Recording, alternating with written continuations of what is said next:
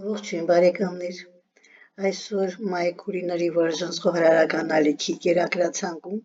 մարինացված հավի կրծքամիս ջեռոցում կամ գազօջախի վրա։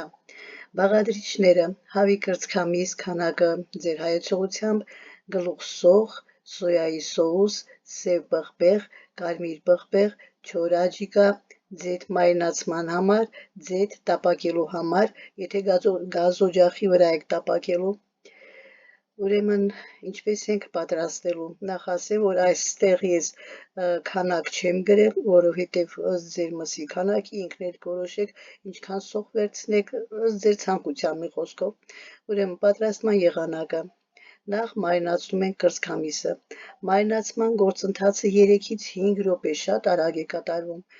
Տապակում ենք 10-ից 15 րոպե նայած մսի կտորների մեծության։